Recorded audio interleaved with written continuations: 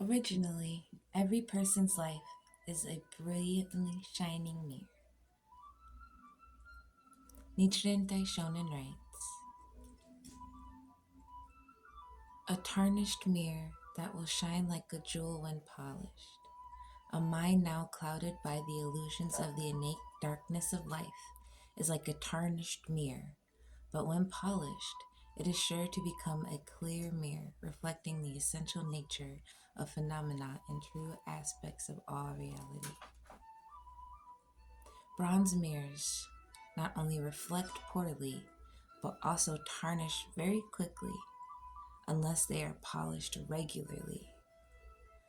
This mirrors your Buddhist practice. This mirrors your religious practice.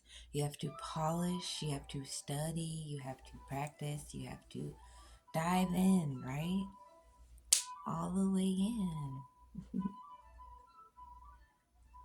Chanting, prayer, practice polishes your life.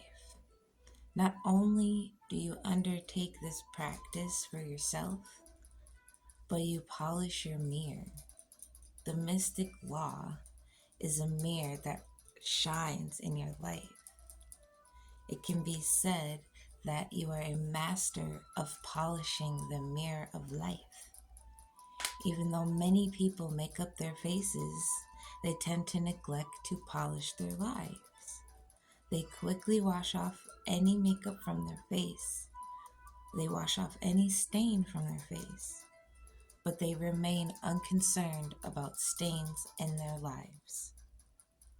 Just as you look into a mirror when you beautifully apply makeup, you need to look into the mirror of your soul, which reflects the depth of your life, and beautifully polish and paint that. The Gohon Zone is nothing more than a mirror of your life. It is an observation. It is a perspective change. The Gohon Zone is an object of devotion for observing the mind. Only when we look into a clear mirror do we see for the first time we are endowed with all 6 organs. Meaning, the first time you look at the Gohon Zone, you realize you are endowed with all 6 attributes of being human. Observing one's life means to perceive that one's life contains the 10 worlds, in particular the world of Buddhahood. Nichiren Daishonin bestowed the Gohon Zone of observing one's mind upon all mankind. The object of devotion, the Gohon Zone, is a true object that can be compared to a mirror.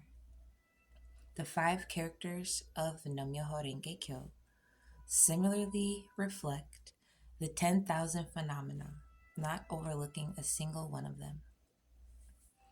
When you practice religion and you purposefully apply it in your life, you feel a perception change, you feel a spiritual change, you feel something happen within you. Yes. That something needs to be nurtured, needs to be taken care of, needs to be maintained, needs to be regularly focused on, like you would a plant, a child, yourself, right? Everything is a practice. Everything is an exertion of energy, which is why you need to pay attention to where you direct your energy. There may be times where a particular state of mind surfaces, which will leave a stain or a cloud on your mirror. You will feel reluctant to play the part to polish this. The failure to exert your full willpower, the failure to exert your full potential, leaves you stuck in a stagnant mindset. On the other hand, when you joyfully apply pressure, when you joyfully carry out your practice and activities for your practice, you accumulate good fortune in your life, which will give you courage to take action on those stains and clouds in your mind. It is to your advantage that you do so spontaneously with a feeling of joy. as a sense to not waste time, as a sense to erode complaints and disbelief in your mind. If you continue to practice your religion in this way, you will not only experience remarkable benefit from your practice, you will also serve to further convince other people practicing is not in vain. This is a beautiful and vicious cycle. If you practice with faith while doubting its effect, you will have unsatisfactory results. This is a reflection of your own weak mindset, your own weak faith in the mirror of the cosmos. On the other hand, when you stand strong and confident in your faith, you will accumulate unlimited blessings because you are controlling your mindset, which is extremely vulnerable and profound. You should strive to elevate your faith with freshness and vigor. When you do so, your life and surroundings will open up around you and before you. There's a Russian proverb that says, "It is not useful to blame the looking glass if your face is awry." Likewise, your happiness or unhappiness is entirely based on the reflection of balance, the reflection of good and bad balance accumulated in your life. You cannot blame others for your misfortune in the world of faith. It is necessary to realize and establish your belief and your purpose and your actions in faith.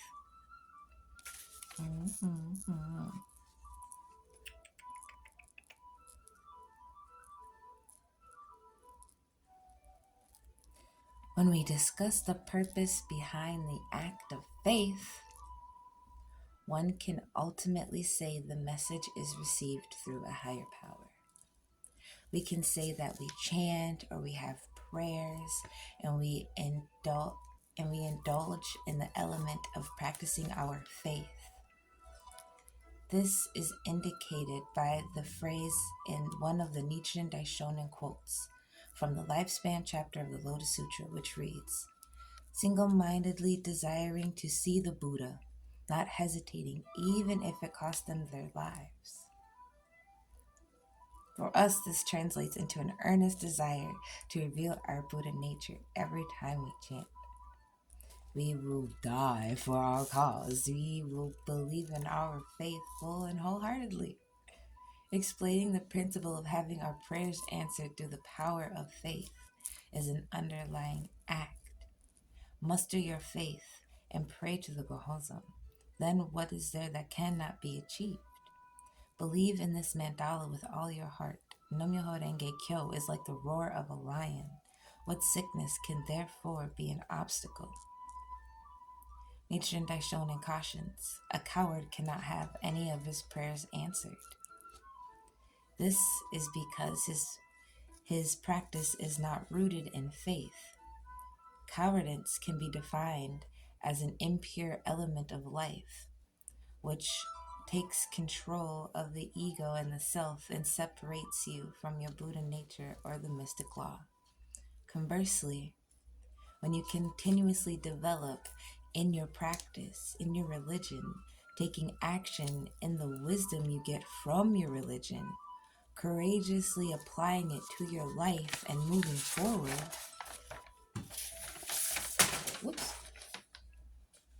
you become the type of person that lays out a detailed blueprint of single-minded action in faith. In prayer, you should drop all pretenses and offer sincere prayer for the realization of your desires. By doing so, we can elevate our life condition and strengthen our life force to the point where we start sensing what we do about our specific goals.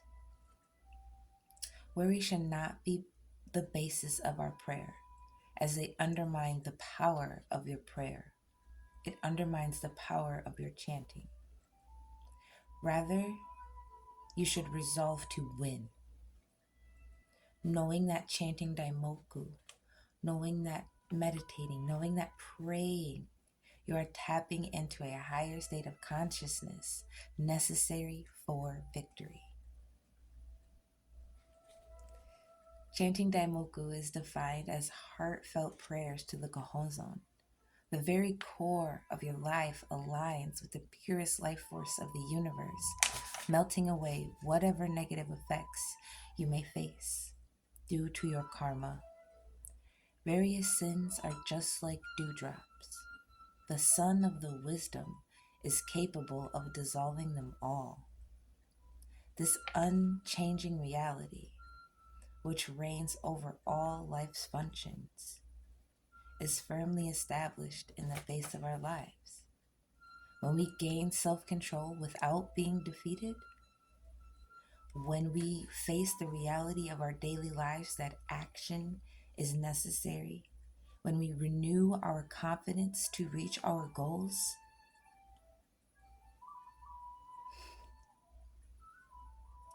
you establish resourcefulness, determination, ingenuity, confidence, and you lay a blueprint for detailed and single-minded practice.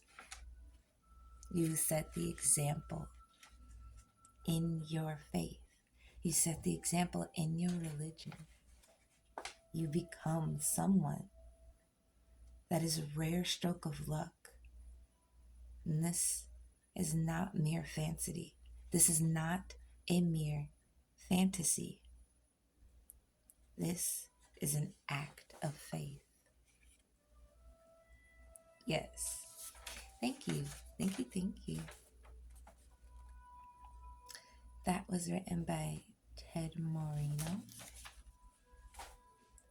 Chopped up and paraphrased by me. The body keeps the score. Brain, mind, and body. The healing of trauma. We're going to put a pin in that faith conversation. Ready? Studies of traumatized people, seen in Chapter 3, focus on how subjects react to specific reminders of their trauma. What happens in the brains of trauma survivors when they are not thinking about the past? Studies show how trauma affects self-awareness and specifically sensory self-awareness. Dr. Lannis recruited a group of 16 normal Canadians to lie in a brain scanner while thinking about nothing in particular. This is not easy for anyone to do. As long as we are awake, our brains are churning. But Dr. Lannis asked them to focus their attention on their breathing and to try to empty their minds as much as possible. Then she repeated the same experiment with 18 people who had histories of severe chronic childhood abuse. What is your brain doing when you have nothing in particular on your mind? It turns out that you pay attention to yourself. The default state deactivates the brain area that works together to create your sense of self. When Ruth looked at the scanners of her normal subjects, she found activations of DSN regions that previous researchers had described. I like to call this the mohawk of self-awareness, the midline structure of the brain, starting out right above our eyes, running through the center of the brain, all the way to the back. These midline structures are involved in our sense of self. The largest bright region at the back of the brain is a posterior cingulate, cingulate, cingulate, which gives us a physical sense of where we are, our internal GPS. It is strongly connected to the medial prefrontal cortex, the watchtower, I discussed in Chapter 4. It is also connected with the brain areas that register sensation coming from the rest of the body. The insula, which relays messages from the viscera to the emotional centers, the parietal lobes, which integrate sensory information, and the anterior cingulate, which coordinates emotional thinking. Blah, blah, blah, blah, blah, blah, blah, blah, blah, blah, blah. All these areas contribute to consciousness. The contrast with the scans of the 18 chronic PTSD patients with severe early life trauma, there was almost no activation of any self sensing area of the brain. The only area that showed a slight activation was the posterior cingulate, which is responsible for basic orientation in the space. Could be There could be only one explanation for such a result. In response to the trauma itself and in coping with the dread that persisted long afterwards, these patients had learned to shut down the brain areas that transmit the visceral feelings and emotions that accompany and define terror. Yet in everyday life, those same brain areas are responsible for registering the entire range of emotion and sensation that form the foundation of our self awareness, our sense of who we are. What we witness here is a tragic adaptation. In any effort to shut off terrifying sensation, they also deadline their capacity to feel fully alive. This disappearance of medial prefrontal activation could explain why so many traumatized people lose their sense of purpose and direction. I used to be surprised by how often my patients asked me for advice about the most ordinary things, and then by how rarely they followed it. Now I understand that their relationship with their own inner reality was impaired. How could they make a decision or put any plan into action if they couldn't define what they wanted or be more precise, what sensations their body, the base of all emotions, were trying to tell them? The lack of self awareness in victims of chronic childhood trauma is sometimes so profound they can't even recognize it. They can't even recognize themselves in a mirror. Brain scans show that this is not the result of mere inattention. The structures and change of self recognition may be knocked out along with the structures related to self experience. When Ruth Lannis showed me her study, a phrase from my classical high school education came back to me. The mathematic teaching about lever is supposed to have said, "Give me a place to stand and I will move the world." Or the great 20th century body therapist, or as the great 20th century body therapist Moshe put it, "You can't do what you want till you know what you're doing." The implications are clear. To feel present, you have to know where you are and be aware of what is going on with you. If this, if the sense, if the self-sensing system breaks down, we need to find a way to reactivate it. Our sensory world takes on a shape even before we are born. Therefore, we hear sounds, we pinch and roll, we feel movement, right? After birth, the physical sensation defines our relationship to ourselves and our surroundings. Wet, hunger, satiation, satisfaction, sleepiness. It is a cacophony of incomprehensible sounds and images pressing our nervous system. Even after we acquire consciousness, our bodily senses system provides crucial feedback on our movement to movement condition. It is a constant hum, and it changes. The muscles, the reactions are. It is a signal, and it is urged. What is taking place also affects our physical sensations. As we have seen, the brain is constantly monitoring and evaluating what is going on around us. These evaluations are transmitted by chemical messages in the bloodstream and electrical messages in our nervous system, causing subtle or dramatic changes throughout the body and the brain. These shifts usually occur entirely, consciously or unconsciously.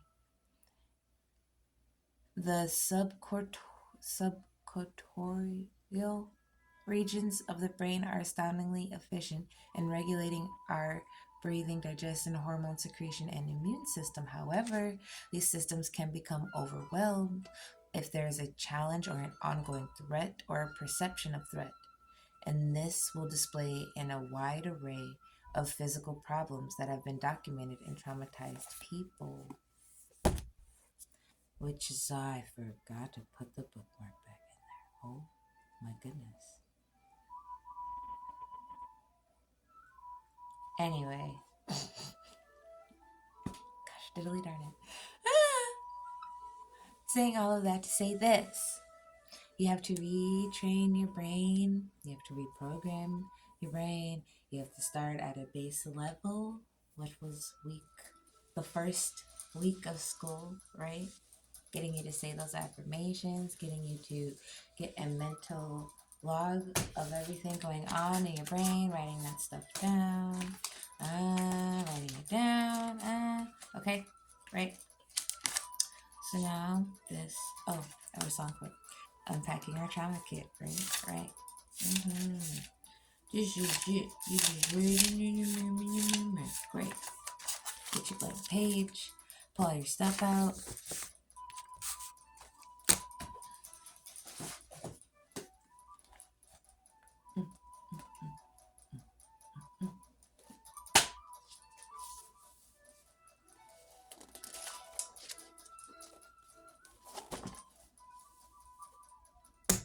Going over our thoughts, prayers, everything. Reflecting on that. Our first question we are going to ask ourselves is, what did I learn from watching my emotional vibration daily? What was the most common negative emotion? How did I accept it, let it go, and how did I move up the emotional scale?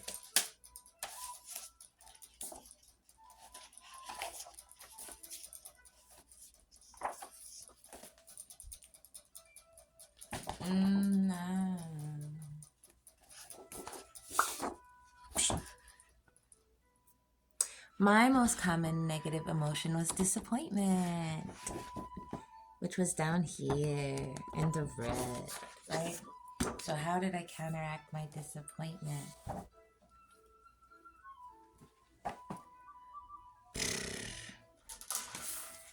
I have like affirmations for those feelings, and then they have activities for those feelings, right? And I just have like stuff you can do every day.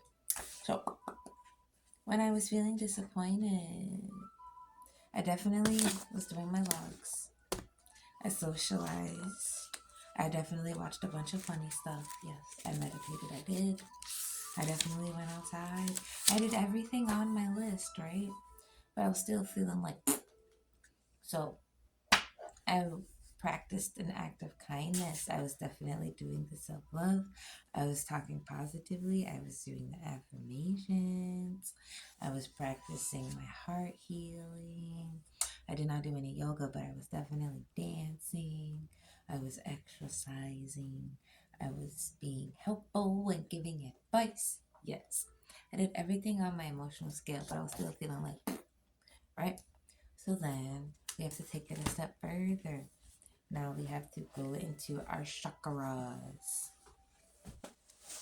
And what chakra would correlate with feeling disappointment? I would say that would be your solar plexus chakra, which is the holder of your willpower. Yeah. So digging into my solar plexus chakra, now we're doing solar plexus chakra activities, right? And when you go and you dig in, obviously, like, you're going to resist it, right? You're obviously going to resist it because you're in a lower mindset. You're not feeling all that great. But that is the part of willpower. Even though you're not feeling that great, you're going to pull it out and do it anyway because you deserve it. You have to have that belief, like, I don't deserve to feel like this, and I'm making myself feel like this, so I'm going to do something about it, right? So the first activity for solar plexus healing is to stand in front of a mirror and look deep within yourself. You start talking to the very depth of your being, and you tell yourself what you need to know. And you tell yourself all the things you love about yourself. And you tell yourself the reasons why you deserve love and respect. And you tell yourself all the ways you show love and respect to people. Tell yourself the ways you show everyone you are powerful and strong. And you tell yourself why you honor who you are. And then you go over the achievements you remember, because I have a traumatic brain injury, so I don't remember that much. But the shit that I do remember, I make myself remember that, right? Because that's not stuff I want to forget. So, going over my list of my achievements. After that, you must write a letter to yourself. Write all of the reasons why you deserve love. It's time to let everyone know that you believe in yourself. That's the first line. I'm letting everyone inside of me know that I believe in myself. You write why you love yourself and why you're powerful and why you're strong. And then you set your intentions to the universe. Then you manifest a healthy body. Start looking at your body like it is a healthy body. You start treating your body like it is a healthy body, and you go and you clean your temple. Whatever that means to you. Clean your temple. Then you do some releasing. And you sit within yourself and you just let it go. You let expectations and demands and people's control, and you just take your power back and you reclaim your power and you just let it go. Then you go and sit in the sun for half an hour. Then you test yourself and you push yourself outside of your comfort zone, because you cannot grow when you are comfortable. Okay? And you do that and you feel it. And that's what I did. I was like putting my dancing online and shit. I usually don't do that. That's not like a me thing. I just do that for my friends to make them laugh type stuff, you know what I'm saying? But like, I was like really pumping myself up, you know, because I was doing this. And so I did it. And I was like, oh my God. I was nervous about it, but I did it anyway. And I'm like really proud of myself for doing it. So yeah. Then after I did those exercises and I was feeling better, I would stop feeling disappointment and everything like that. And then my thoughts changed, like my perception shifted. I started doing way less negative thoughts. I had way less negative thoughts. Also, my birthday probably had something to do with that. But they're just reflecting on myself and reflecting on my achievements and like pouring love into myself and practicing my worth and knowing my worth. That's what really did it. Right? Like I hung out with 5 people for my birthday. Not at the same time either, which is cool. We had our one-on-one time. And I loved it. It was so great. You know, that's all I needed. So, ooh, class is heavy, wasn't it? Let's have a quick aligning and doing these things. It takes time, but it don't take that much time, right? Give yourself an hour and a half in the morning to just focus on you and get yourself in alignment with you. Okay, good. I'm so glad we're on the same page.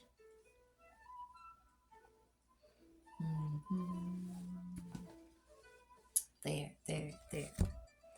And now we are going to combine everything I have taught you in class right now. Combine mention. Okay, here we go.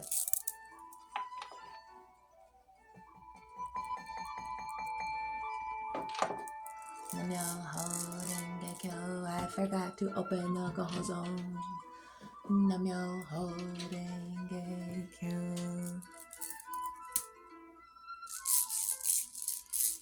There used to be a first prayer, silent prayer that we said. I offer appreciation to Suchin Zenjin, the protective powers of the universe, and I pray my protective powers be strengthened through my practice of the law. I say that all the time because lots of people like to attack me. Namyo Horenge Kyo, Namyo Horenge Kyo, Namyo Horenge Kyo.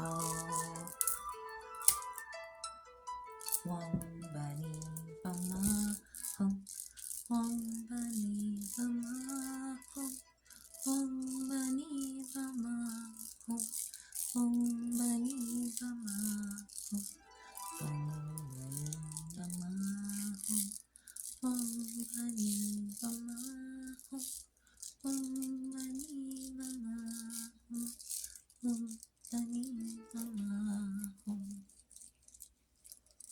Om Bani Bama Hum is the heaven's light song, heaven's waterfall of light cascades over your head as you sing the song. You must allow, open, and accept the heaven's light to pour through all of your chakras. I accept the heaven's light to cascade through all of my chakras.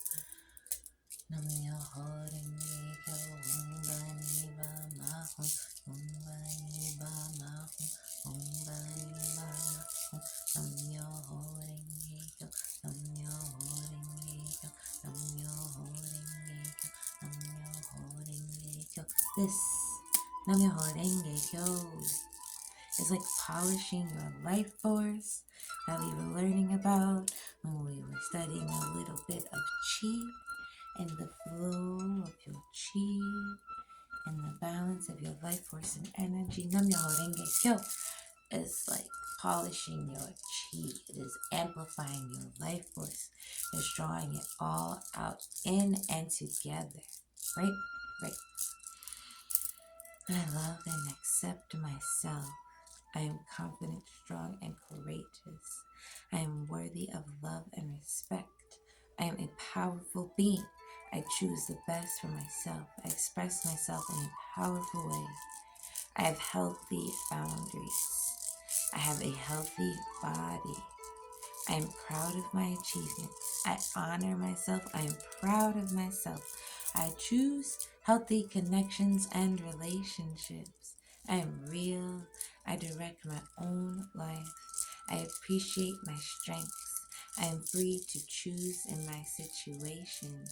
I am at peace with myself. I am at peace with my decisions. I respect and honor and accept myself.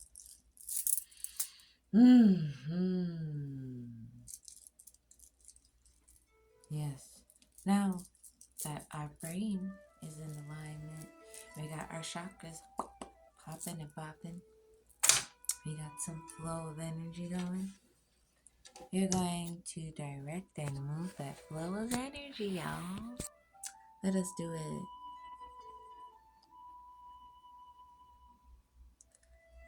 The song I'm playing now is Haru no Umi by McGuire. It is from the album Spring Sea, Music of Dreams. Very nice, very nice. Very beautiful. So loving.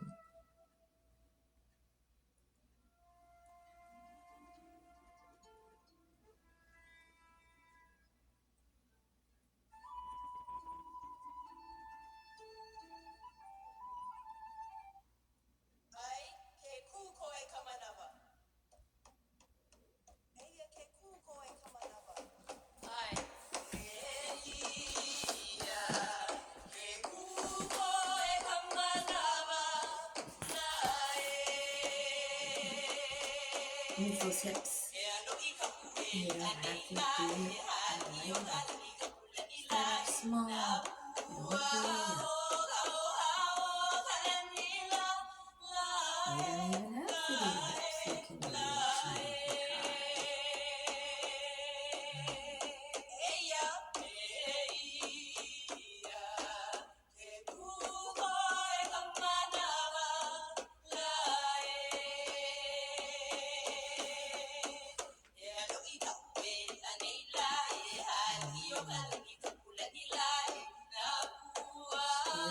flow and just breathe. Breathe. Move those joints ever so slowly and delicately. Open your legs, shoulder width apart of your mat. Get that energy flowing. Put that ball above the front of you so the plexus chakra. Draw that energy out into your hands.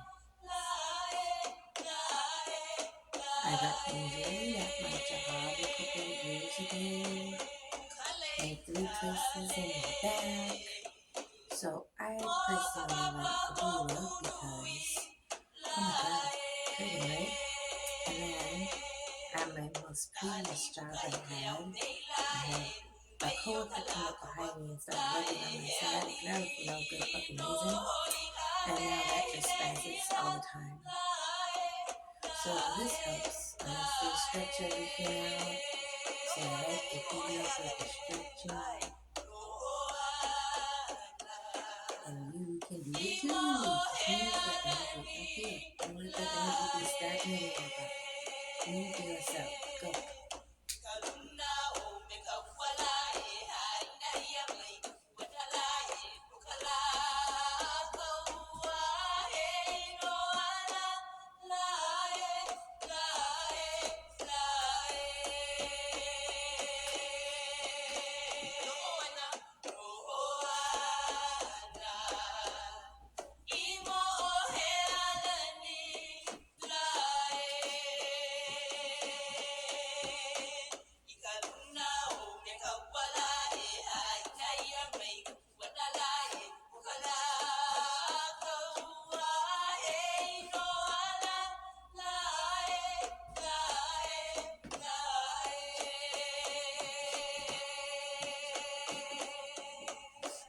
So happy.